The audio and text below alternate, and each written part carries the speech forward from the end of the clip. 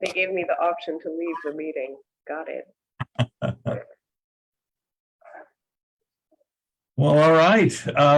Welcome to Facebook, everybody. Thanks for being here. Greg, good to see you. Even circumstances. Sorry, David couldn't be with us. Would you like to introduce our guest tonight? Absolutely. Hey, everybody. Thank you for kind of joining us. I know it's a Sunday night, but again, the situation's ripe for a kind of an urgent, updated conversation with a recurring guest, actually, somebody that's been with us before. Obviously, the conversation is going to be centered around the Berdzor corridor and the, Berdzor Artsakh, the liberated portion of Artsakh, which is the connector between Armenia and Artsakh proper. We have a guest joining us, someone that's been with us, I believe, a month or so ago, and that's none other than Alison, Tahmizian Muse, formerly a guest lecturer, I believe, from at the AUA, and a reporter from your tenure. Your CV goes around the Near East and the Swana regions. I won't go deep into that, but Alison, thank you for joining us. And can you please briefly explain, where are you physically right now? So physically, I am in the village of Aghavno. So not very far from the city of Berdzor, and the whole basically region is referred to as Berdzor. And so this is the first village you get to when you leave the Republic of Armenia and enter the Republic of Artsakh. So you go through an Armenian exit post, Russian peacekeepers post, and then we are just down in the valley. So, and I was in Berdzor yesterday. So I'm around this area. That's where I am. So this is the connector between Armenia proper, quote unquote, and Artsakh, the Free Republic of Artsakh that we all know and love. This is the artery. This is the artery connecting. So this is where our infrastructure passes. This is where our infrastructure passes, and I say that because there's been a lot of disinformation and propaganda that we're going to get, a new road. Yes. Okay. That the Azerbaijan are building on our land, and there's no such thing as a free lunch, as we know. They are rerouting us away from our infrastructure, and as you will all probably recall, what the Azeris do when they have control of the gas, the water, they're going to have us by the throat. So basically, it's not going to be sustainable. Okay, so it's not going to be sustainable if we lose this route. So let me reiterate what you're saying right now. So you are in Aghavno, one of the two settlements essentially in the Berdzor corridor. Lachim is what the Azeris call it. This is where the road goes from Armenia into Stepanakert, and now they the reason why we're talking today, right? And we'll go into that, right? There is something that we heard recently that we want to kind of shed light on. And essentially, there's going to be a bypass road that's going past these current settlements, and the people of the villages that one of which you've been living in for quite some time now are being asked to leave. Can you describe how that happened? When did you find that out, and what's going on? Yeah, the inhabitants, our people, were given an ultimatum by our own people, by a minister loyal to president in Stepanakert, who's loyal to Pashinyan, and told everybody that they need to get out by August 25th, or else, basically, or else the Azeris are going to come for you. So, first of all, there's so many things to unpack here. Right. But and the disinfo, the propaganda is, oh, well, we knew this was coming anyway, excuse me. The November 9th agreement stipulated that all POWs are freed. I mean, this agreement from the beginning, which illegally gives away Armenian land, it's an anti-Armenian agreement. From the get-go, it was wrong. And from the get-go, it was not followed by Azerbaijan. From the get-go, Armenia if the current authorities were actually advocating for the Armenian people and our interests and protecting our constitution, it would have been null and void. But they just keep going. And basically, but still, they've been, slowly boiling the water. They've been chipping away bit by bit. And they, as recently, I think as a month and a half ago, Armin Grigoryan, who's the so-called national security chief under Pashinyan, he said, "Oh, we have a year and a half to figure this out," and claimed and yet then timeline, suddenly people are told you have less than a month to get out of your homes. I thought we were entering the era of peaceful coexistence and regional connectivity. That's what's being sold to people in Yerevan and in the diaspora. And yet, so if we're going to be living in peace with Azeris, if Turkish citizens and Azeri citizens are going to be able to cross into Armenia, how come people can't stay in their homes? How come people are being told to leave their villages? And by the way, and this is a very important legal point, Armenia cannot even use this as evidence of ethnic cleansing by Azerbaijan in the International Criminal Court as part of our suit alleging racial discrimination. Why? Because it's not Aliyev that's demanding Armenians leave. It's not Erdogan.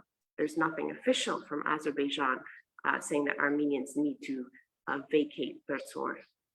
It is the Armenian authorities. So it's being self-inflicted. We are doing this to our own people, and not only that, they're offering financial incentives for people to leave. It's disgusting. Okay. Yeah, I want to talk about some of the caveats of those financial incentives in a minute. But how do you feel about showing a map for some of the people that don't really? Let's do it. So just a quick show of what we are talking about, because oftentimes the diaspora, Armenians, folks that we want to kind of enlighten, they don't know what essentially is going on. So if Rich, if you zoom in on so obviously Armenia to the right of that is where Artsakh is, and 80% of those lands have now been occupied by Azerbaijan. The connector in between there. Well, and most of them were ceded to Azerbaijan after the war, after they were fought for it with the blood of thousands of guys. Yes, thank you, Alison, for underlying that. So as the war as the November 9, whatever, some people call it agreements, I think it's a capitulation that happened by the Pashinyan administration. Essentially, the lands to the south of where Alison is currently and to the north of where Alison is currently were just given back without adhering to any old maps of Artsakh. And Rich, if that's okay, if I can share my screen in one sec, I will show you. There's a relevant map of the current status of Artsakh, which really kind of comes into play real quick, and then we'll continue. One sec. Okay. Permit me to allow me to share.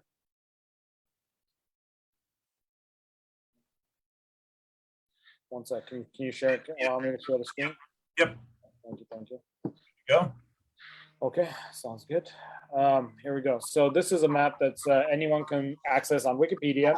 This is the map of Artsakh, and right here is the Berdzor corridor. This is Artsakh proper, as it was under the Soviet Union.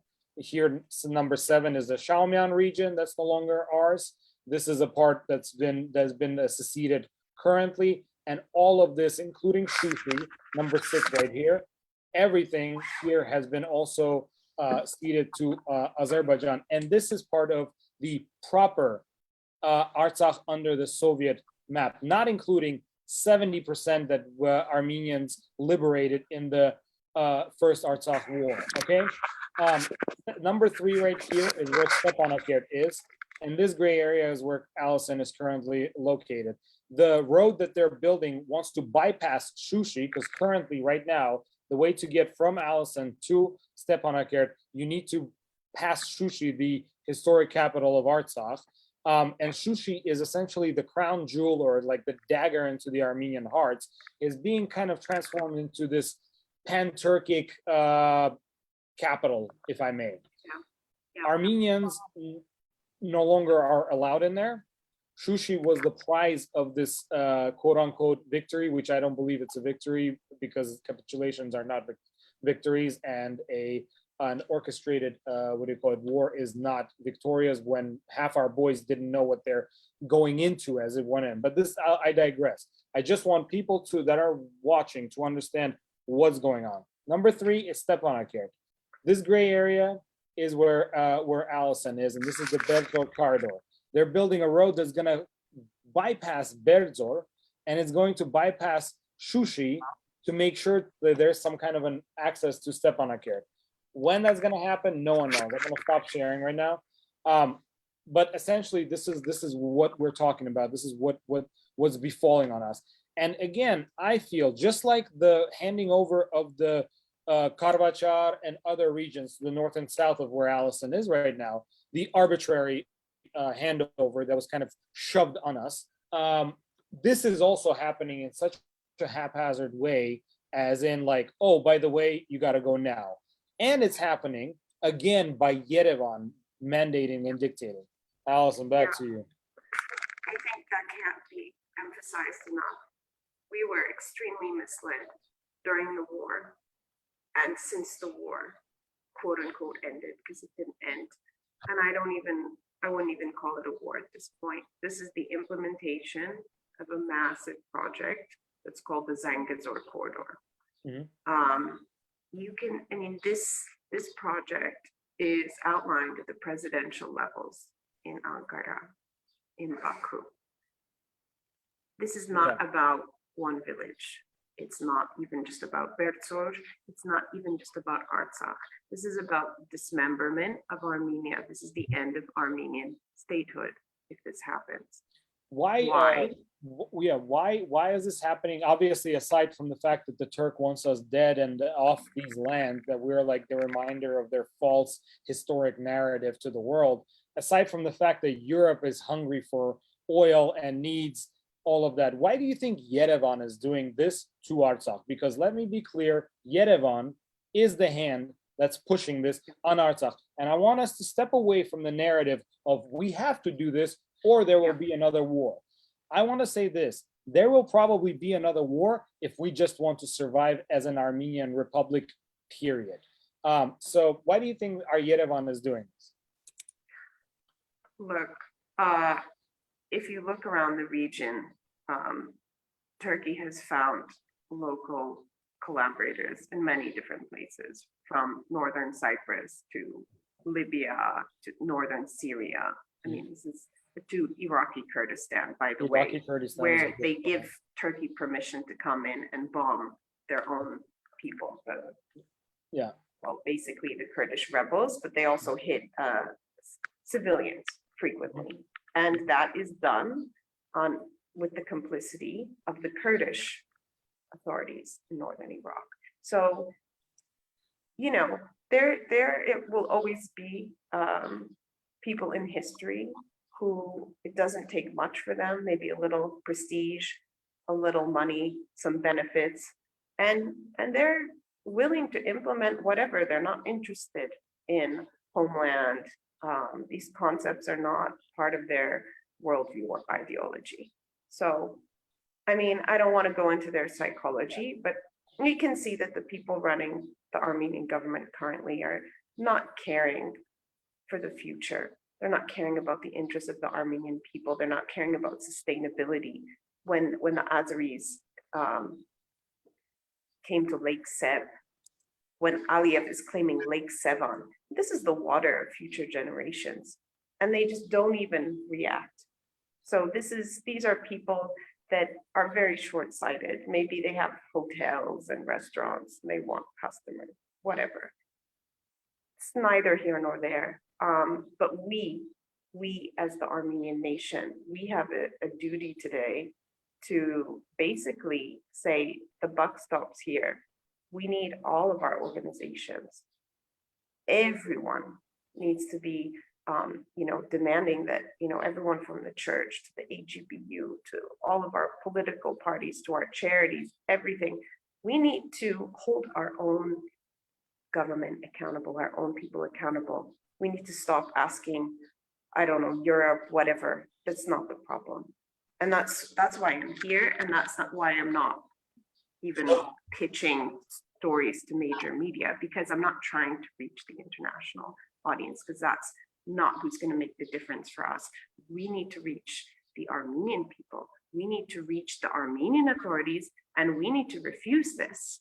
And we need to also tell people to get a grip, because people have been so conditioned to believe that this is inevitable, and they have to accept this or else it's going to get worse. Well, no, if we accept this, it's going to be far worse, because basically we're going to cut Artsakh from Armenia, and we literally have a deadline, which is the 25th of this month. They want to cut Artsakh from Armenia, and they've already been chipping away. They've already been Gazified Artsakh, basically, by even preventing very, very known people from traveling back and forth, putting in question freedom of movement, including Armenian citizens like Rafi Hovhannisyan was the first foreign minister, was just blocked from entering Artsakh for his grandson's baptism the other week. I have to think every time I go back to Armenia, because I'm publicly criticizing the government. Am I going to be allowed back in? Right.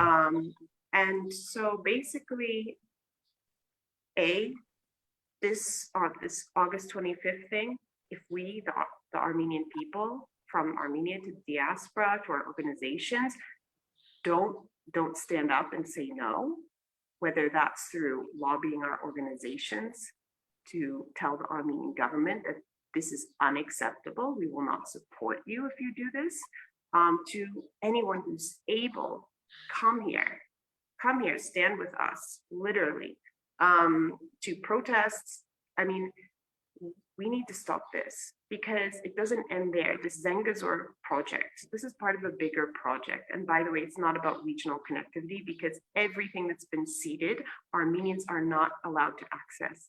The Goris Kapan road, the highway to Iran. Rich, Pashinyan handed it to Azerbaijan after the war, and Armenians can't travel on it. So this is not about connectivity for us. Yeah, so the next phase of what Alison is talking about is there's going to be this enclave, which, by the way, is also Armenian. The word is Armenian. It's called Armenian, Nakhchivan.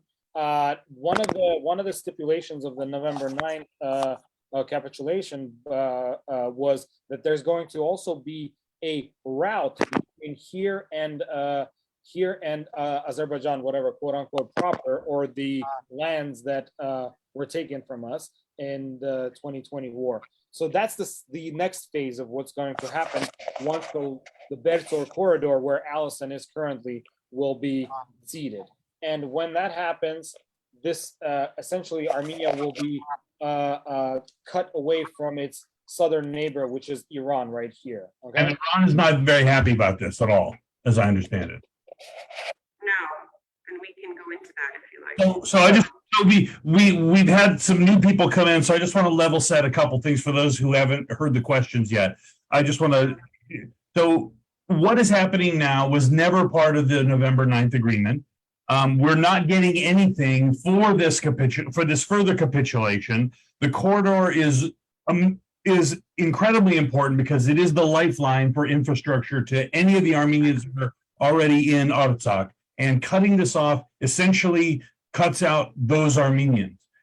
So it's not just those in Berdzor, it's everyone else who still remains in Artsakh as well, who's under threat one way or another. Whether those folks are affected immediately by the August 25th announcement, or the deadline, I should say, or not. So tell us a little bit about what's happening on the ground there right now. A little bit about the mood of the people. Like, are people leaving? Or, I mean, I don't want you to go into too much tactical, strategic anything, but just what's the mood like there? What's happening? People are just so upset. They feel abandoned. They feel abandoned by us. I mean, I've been going around with a documentary filmmaker friend of mine, Hovanas Ishkhanian, who's a great person to follow. And we've been just talking to people. I mean, we talked to a guy yesterday, he came here, you know, he's been here since the liberation, since the 90s. You know, they had to start from nothing because so much had been destroyed. And you know that these people have tears in their eyes. They don't want to do this, but they're being psychologically demoralized into by their own authorities. This is, I can't ever emphasize this enough. Who came to tell them to get out of your houses? Who's coming to tell them, you know, oh, let us help you get out of here more quickly? It's the Armenian authorities. It's the Armenian authorities. We cannot even use this as evidence of ethnic cleansing in international court because we are doing it. Imagine if the Native Americans had been bought out by their own people. Imagine if the Palestinians, you know, I mean, this is absolutely sickening. Everyone should be rejecting this, and there's no reason to accept it because Aliyev has never demanded that Armenians, there's nothing in November 9th that Armenians need to leave their homes. On the contrary, so if we had a pro-Armenian government, they would be fighting tooth and nail to repopulate Artsakh, to hold on to our infrastructure. Instead, they are opening the door. I mean, I went a few days ago, took a ride, went to Berdzor, which is another village in this area, where this trap, I mean, everyone's calling it a new road, like it's a new TV or something. I mean, there's Azeris on our territory. Or whoever they are, I don't know if where they're from, but there's Azeri vehicles. Who let them in to build this on our land, the road that's going to strangle us, our people? It's our local authorities, our corrupted local authorities who let them in, because in Aghavno, the mayor, and I just want to give an example of how one person can have agency. The mayor of Aghavno, Antranik Shavushian, he has been resisting. They were told to get out from the beginning, but he said no. He just said no. And do you know that every request that the Azeris make has to go through the Russian peacekeepers, and then it comes to us. And then it goes down, obviously, to the local level. Like, there is a process. So, for example, the Azeris wanted to put in a new power line that in the future they hope will, you know, basically, I mean, I don't know, probably goes all the way to Nakhichevan eventually. That's why I'm always emphasizing this is a big picture. So they wanted to put it on our road, on our highway, and there would have been Azeri workers or whoever building that on our highway where people pass through to Stepanakert. And Andranik said no. He simply said no. He doesn't even speak Russian. You know, he just said no, and they couldn't do it because he said no. So I just want to give an example of none of this. This is not out of our hands, but this is the message that Pashinyan is sending. Oh, we're weak. We can't do anything. It's the great powers. First, it was blaming the former governments. Now it's blaming the Russians. Now it's the Europeans asked us to lower the bar. No, I'm sorry. You're the head of state. Take some responsibility, but he will never do that. And the reason that he's manipulating the public is to get people to manufacture consent, because this is his project. For sure. You know what, Greg and I want to just a rabbit trail for a second. Greg and I met more than 10 years ago because we were both working in the capital of California, independently lobbying on behalf of Armenian related issues. I personally sat down and had meetings with not only representatives and senators, but their chief of staffs as well, pushing for Armenian related issues to be passed in the California legislature. In addition to that, we were pushing for recognition of Artsakh as an independent nation. And so this is a failure on the international community for spending 30 years allowing the Turks and the Azeris to dictate via oil money, you know, the geopolitics here. And then now it feels like an even larger betrayal knowing that the Armenian authorities are allowing this to happen with little to no pushback at all. But if I can interject real quick, I want us, Rich, you are correct, absolutely. what I want people to concentrate on, Armenians listening, and I think most of the people that listen right now and listen afterwards when you're, driving to work or whenever you listen to this live cast, we're about to witness like a humanitarian catastrophe, and we know the date. Okay, so how can we as Armenians look ourselves in the mirror?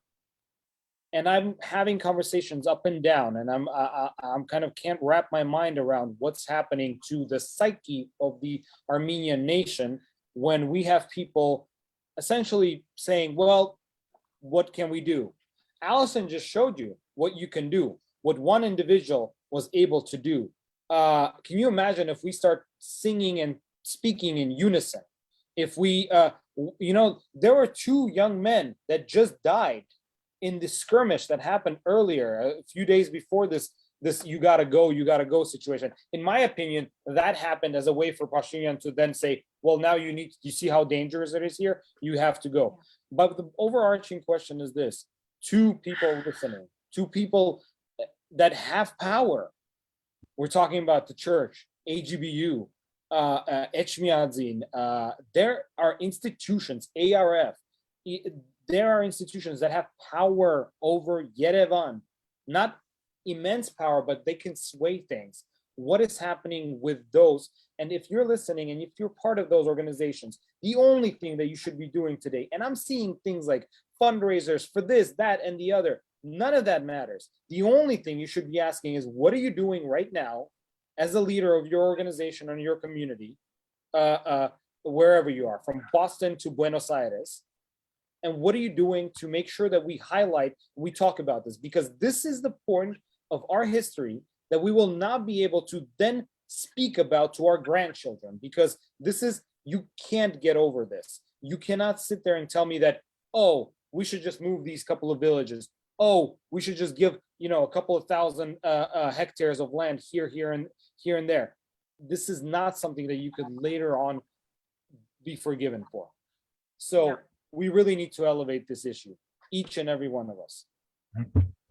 Because this corridor is going to go all the way into Naichiban.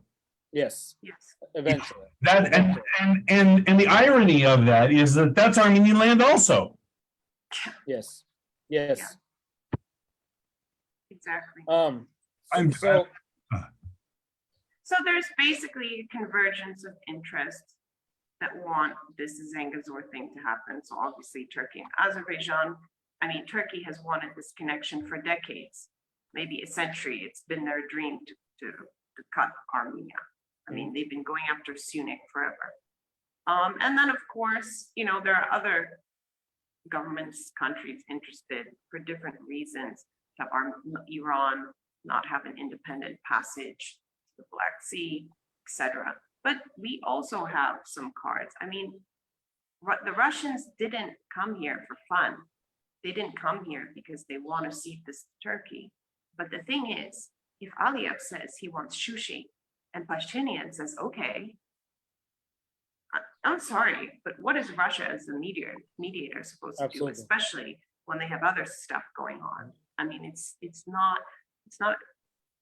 logical to look on anyone else to save us but ourselves. Right. We're not willing to advocate for ourselves. We can't expect it from anyone else. Iran has said that the Armenia-Iran border is a red line. They have amassed in recent days military equipment on the border. They're not kidding.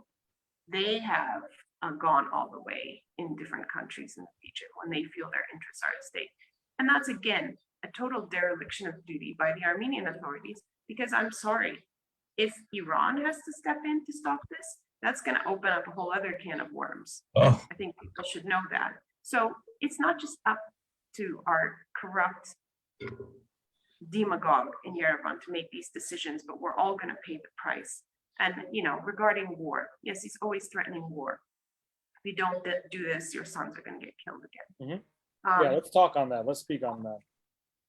I'm sorry, but the Azeris are not just going to go and attack the Russians and start that here. It's not going to happen. So why are we preemptively leaving the Russian peacekeepers? Their mandate is to protect. So if there's no Armenians here, there's nothing to protect. So we are the ones facilitating our own genocide. And like you said, Greg, we have a date. So I want to keep this as a proactive conversation. I want to constantly remind people of our agency in this. We need anyone with weight in any organization to be pushing for them to publicly get the Armenian government to stop this. There's no reason to do this, by the way. The Russian peacekeeping mandate is for another few years. I mean, there's no reason these villages should just be ethnically cleansed by their own government by a certain date. Nowhere does it say that. This agreement, this November 9th agreement, bought us time. By the way, the Armenian authorities had evacuated Stepanakert during the war by the last days. They had emptied it out. They were ready to hand over the keys. And if you haven't been here, I'll tell you, the Azeris didn't bomb any hotels. They didn't bomb any government buildings. They only bombed houses and churches. Our people were ready to hand over the keys. Stepanakert was a ghost town. The Russians repopulated it. The Russians were the ones that put our authorities back in Artsakh. I don't know if people know that, but it's a lesser known fact, but that's true. Basically, if we wanted to use this agreement from the beginning, we could say we didn't get it back our POWs. And we have an international force here. We have cards to play. But this government, what people need to understand, this is their program. They want integration with the Turkey, Azerbaijan, West. It's clear from where they travel, from the meetings they have. They're always in Georgia, whatever, in NATO member countries. It's just their program. It's just their worldview. It's just what they want. The other thing that's important to map, again, it's important to understand, like, obviously I always speak on maps because people like sit in California, wherever. Armenian diaspora is global, right? And we don't always zoom in on the map. Turkey and Azerbaijan are interconnected via Iran and Georgia very well already. The fact that they want to go through Armenia is to dissect Armenia. That's the only reason. The whole idea, and then the average Armenian that's ill-informed, sitting there going like, well, yes. Ask yourself what is being done to you. It's not because they are trying to, this is a what do you call it, a communication catastrophe. With this will unlock the gridlock. Well, clearly, I mean, like decolonize your mind, friends. Like, look at the map. Georgia, for the past 30 years, which, by the way, will be the loser of all this if all of the economic structures are going to start bypassing it, has been for 30 years integrating itself into the Azeri-Turkish economy. Okay. Yeah, our GDP was the same as theirs as a landlocked country. Zero uptick in the economic anything, as Yerevan is trying to sell. There will be new Armenian oligarchs that will emerge. That's for sure. The ones that will be closer to the Turkish what do you call it, capital. But on average, look at Georgia. Nothing happened to that country, except for the fact that they currently cannot advocate for themselves ever again. Exactly, their sovereignty is destroyed. Basically, if the north-south route is far more interesting for us. Keep the border with Georgia through Iran. Iran is our way to the east. Mm-hmm. And Iran is a country that, regardless of who's in charge, there's a respect. It's a fellow ancient civilization, and they have a respect. Does anyone want to set foot into Azerbaijan? No one can even set foot on the Goris-Kapan highway. And regional connectivity? How come there are roads now that Armenians aren't going to be allowed to travel on? Mm-hmm. And this is being ushered in by the Armenian authorities, who are promising people, you're going to live well. Excuse me? You're offering people 100,000 drams as payoff. Get out of here. I mean, it's like, so I want to talk about it's not 100,000, it's 10,000, which is like $20,000. Like, you can build a garage in Yerevan for that much. I mean, so I want to talk about that for a second, because I want to circle back around to a point that we touched on, and now's the time to have it. So what I'm hearing is that They are being offered a paltry amount of money to leave their homes, and with the caveat that they leave it intact. They can't destroy it. There have been threats to burn their places down on the way out. And then I'm hearing reports that if they do that, they will get no assistance from the government. In other words, and I'll just put this really directly. If an Armenian leaves the Berdzor area and incinerates their home, they will get no help from the Armenian government, essentially saying, we want to give these properties to the new Azeri occupants. Correct. Correct? Yes. You can't make it up. Unbelievable. You can't make it up. And I mean, there needs to be a psychological study done of how people were, how they manufactured consent for this. Right. But I mean, basically, this is all coming from, the top down. The top official, Nikol Pashinyan, has basically he's been lowering the bar. He's been, having us in the water and slowly turning up the heat. And, I think it was, I don't know, a month ago or something, he said, oh, we have to give Berdzor, but we'll probably find a solution for Aghavno. I mean, first of all, what is that? I'm sorry. The Armenian constitution demands that Armenia is the protector of Artsakh. You're the protector of the territorial integrity of Armenia. By the way, the Azeris are also on Armenian territory. Currently, on Armenia proper. Currently, this guy is just, his only job is running interference for this whole project. And I'm sorry if people don't want to wrap their heads around this, but this is happening. And it's happening in other countries in the region where Turkey is expanding. In sales, that's called an assumptive close. You assume that these things are going to happen until you get pushback. So what essentially is happening is the Azeris are saying, we're going to have this land eventually anyway, so we're going to occupy it until you decide to push back, and even then we're going to keep pushing. Yeah, and I mean, so my goal here is I'm just saying no. I'm just standing by the people that have, I mean, look at, people have been really put through the ringer here. They've been psychologically demoralized, and they have the gun of their own authorities to their back. Plus the fact that the Armenian government just pulled out the last Armenian troops from Artsakh. They've left their own people defenseless and now told them, better take this paltry amount of money or get out. Everyone should be up in arms about this. Nobody should be making excuses. We're not the Turkish government. We're not the Turkish people. We're the Armenian people. We should be advocating for our own people. And I frankly don't believe that if everyone stays, like, really, the Azeris are going to come here and go shoot their way through the Russians and massacre us? I don't think so. Pashinyan needs people to leave voluntarily so that there's not going to be a PR crisis. That's what he needs. And I'm calling his bluff. I agree. Yeah. So what we need to do, and let's as we come to a close, first of all, the amount of gratitude I have for you for doing what you're doing is I can't even come to describe it, right? I wish half of the folks in Yerevan proper were there right now with you. We know that there's been also an attack from Yerevan onto the diaspora. It's been planned and it's been well executed, and there are now diasporans that are afraid, unlike some of us here, that if you speak ill of Yerevan, you will literally not be allowed to enter Armenia, and that's been happening.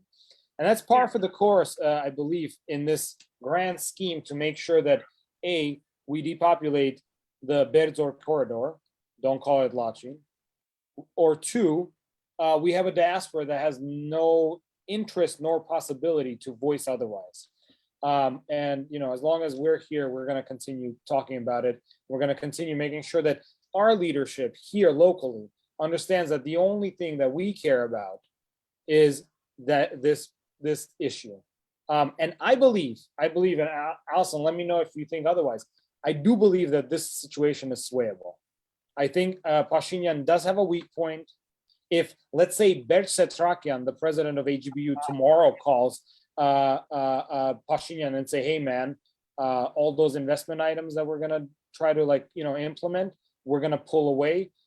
If ARF definitely starts screaming harder at him, in unison, if this happens. Yeah. And if the church stands up and says, there is a church in Berdzor right now, and we need to make sure that it does not go to the Azeris. So new road or old road doesn't matter. And lastly, Armenians worldwide, let's remember this. All of the freezing winter, Artsakh was without gas because the pipeline that we put in there, we built, Azeris, started quote unquote repairing and kept Artsakh for a month and a half, 6 weeks plus, without heating in the dead of winter. And now when this new road, or whatever you want to call it, is going to be implemented, the same levels of levers are going to you're going to have months of no access to Artsakh or Stepanakert, if at all. You're going to choke it. If at all. And they're going to choke it, and they're going to say, under Azeri constitution, Artsakhis need to go through Baku, as it was done in Soviet Union. You see, we don't have the history in our heads. In Soviet times, why is there a Berdzor corridor? Because there was never a connection between Armenia and Artsakh in Soviet times. Why? Because it was by design. Make sure that Armenians here are disconnected from the Armenians there. The only difference between Soviet times and now is that Yerevan is doing it. Okay? Yeah, 100%. 100%. So let's talk about call to action. Let's talk about call to action. What can and should the diaspora do? So, a lot of people actually flew to Armenia in 2018 during Pashinyan's protest movement, which brought him to power eventually. And many people, I talked to many people who regret being part of that. But people were, very optimistic. If, you can reactivate yourself, and this time, instead of jumping on the bandwagon and joining the euphoria, get on a plane, come here, and say with your presence, whether in Yerevan or come to Artsakh, and be here. Be here with your presence. If you're able to do this, we all have jobs, we all have responsibilities, we all have families, but we have a deadline of when this government is going to genocide us. So, it should be an honor for people to get their tail over here. And what we need is for anyone with clout, or anyone who's just a member or a constituent of any party, the member in the church, AGBU, everything. We need them to organize. We need them to push. We need them to threaten they're going to take investments. We need them to speak out loudly, and we need people here on the ground. We need people here on the ground. Otherwise, bye-bye. Yeah. And it's not just to Berdzor, it's not just to Artsakh, it's to a sovereign Armenian state. People need to understand that very clearly, what we're facing. And to those Armenians that are, thank you, this is exactly, it's a succinct call to action, and we're going to continue reiterating.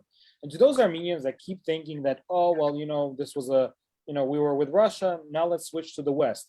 See what the State Department, what kind of tweets they let out, the minutes apart, statements upon, from Blinken saying, we are going to fight for the, the normalization of relations at a time where Armenian soldiers are being murdered by Azeris.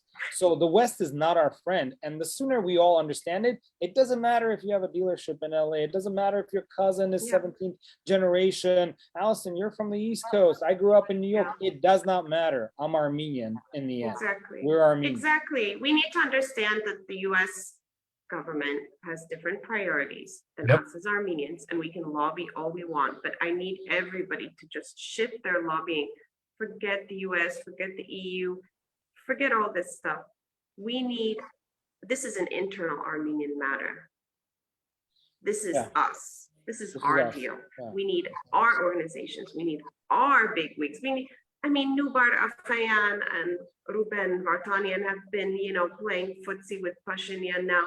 Ruben Vartanian, by the way, his bank he's on the board, I believe, at Amiria Bank. They shut down operations in Artsakh. Yeah, they're pulling out. Yeah. Why is that? Yeah, We need these people to be called out. We need them to take up their duty, use their influence, because the Armenian nation is at stake. That's right. It should be, this can happen in I'm not even talking about our lifetime. I'm talking about August 25th. We actually have a deadline, and it should be treated like that with all the urgency and all of the, outcry. This is it. I want to take you guys outside. There's a boy who delivers things by horse here.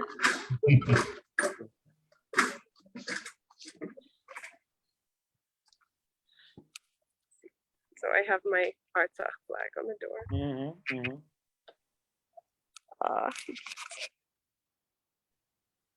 This is Aghavno for everyone. Yeah. This is the place that we're talking about. This is the village that's being asked to evacuate, or ethnically self-cleanse. I don't know. I don't even have the word. I just don't even have the word. I don't even have the word. And look how beautiful. We're like in little streets. Yeah. But look at, like, people need our support. And even if it's just for an Armenian church here, I'm sorry, this is Armenian land, and people need to come and give these people a boost. It can't be all on the shoulders of one mayor, one village, these residents. If we care, we need to be here by their side. And if people have clout in these organizations, we need to get them to move. This is not a joke. This is it. This is it. Not being alarmist. No, you are. It's not to be taken for granted to have statehood. That's why we're doing this, because we understand the urgency, and we've had a really steady group of people watching today, and I trust that they understand the urgency. So my parting shot would be to make it there, but also to push against, the churches and talk to your derhar and see, whip up some urgency within, the churches and with the AGBU and with the ARF and with, every Armenian organization. Everybody. Absolutely, because exactly. This laissez-faire attitude is not gonna sustain us. Yeah, and it doesn't have to be like this. It doesn't have to be like this. Truly. We need to take back our agency, take back our voice, hold people accountable. For example, Berdzor, they've had their budget for the past, since the war. They haven't operated their school, their hospital. They've just let everything go, the local authorities who are loyal to eventually Pashinyan. So this is by design. This is by design. The village in Aghavno, because we are standing our ground, because I say we, I'm relatively new arrival, but the mayor here, the school principal, they kept the school open. They've been educating the children of Berdzor. Berdzor is a city. Aghavno is a village. This is the difference in leadership. When you have people that are standing up for their own people. And the other, and Berdzor is an example of corruption, where they have had a budget and they simply have just been shutting things down, letting other people and passing the buck to other people. And that is the face of this government. This government is just taking the money, making themselves rich, and blaming everyone else. And they're doing things to make it look nice, but I'm sorry, it's not nice. It's not going to be nice. I remember when Greg and David and I were having conversations soon after the war ended, and if you can call it that, and if you can even call it ended, because it's not, but the primary fighting stopped, let's just say that. I wished, even though I could see the writing on the wall, that if we didn't watch it, we'd become, Armenia would become some Turkish suburb, and I'm just nauseated to think that it's being implemented not only by pressure from the outside, but from caving in from the inside, and that's really disturbing. And it doesn't have to be this way. It doesn't have to be this way is the message of this episode today. It does not have to be this way. And where the amount of things that I hear, oh, well, this is more bloodshed. No, there are options. We can pressure institutions. We can show. The reason why Pashinyan is emboldened is sometimes, and I don't want to point fingers, I see that he sees outside of his parliament that the average Joe here and there doesn't really care. And maybe that's what's emboldening him, not just the geopolitics, et cetera, et cetera. 100%. And if money is the only thing that really motivates this man, well, maybe we should scare him that way as well. We have options. We have options. Yeah. All right. Exactly. Allison, we want to check back with you. Me and you, we talk. I want to do this a few more times, because you literally are like the beat on the ground, and we can, through you, explain what is happening to Aghavno, to Berdzor, and let's stay connected. We're going to check back with you. We're going to continue talking to our leaders here, and we're going to continue talking to however we can, elevate the message of the importance of that village, of that region. We're going to try, we'll do our part, and we're going to continue supporting those that want to come and help you physically. Fantastic. I mean, like, look at it. If those who had the organizational capacity could just get people here, bring generators, have everything that we need, and just be here on the ground. We need to be here with the people, because right now they're feeling very alone. This was not in the November 9th capitulation agreement. This was not in it. This was Aliyev did not ask for genocide. This is not legal. Of course it's not in the November 9th agreement. Okay, fine. There's a lot of things in that agreement, including the release of Armenian POWs, which some of them have been tortured to death since that. And Aliyev claims they don't exist, and Pashinyan has accepted Aliyev's figure. I mean, people need to wrap their head around the fact that this is not just Aliyev forcing it down our throats. This is Aliyev and Pashinyan. They made their deal. And Pashinyan needs to be cut off from every support, every investment, every handshake, every photo op. No one should be doing business with this government. We need to hit him where it hurts, which is obviously their pocket and prestige. All right. Well, we're going to do everything that we can to amplify. We're going to do everything that we can to keep connecting with you. We want to get regular updates personally, and then have more moments like this, where we go live. Obviously, to echo what Greg said, you're showing us where the canary in the coal mine is down there, and we really want to make sure that other people know about it. And we really value and appreciate you. And so let's check back in the next couple days, and then we'll see where we stand. And I think the information should flow both ways. So we're going to try and do what we can on this end and send it to you, and you, if you can, do it with us. So. Awesome. Thank you guys, and thank you guys for being a great independent media platform. It's never been more important. Thanks. Well, we really appreciate that. There's a lot of people trying to do good work, and we want to support all of them too. So thanks for being with us. All right. Have a good rest of your day, and we'll check in soon. Yeah. Be safe. Guys. Stay safe out there. Stay safe. Thank you. Bye. Bye.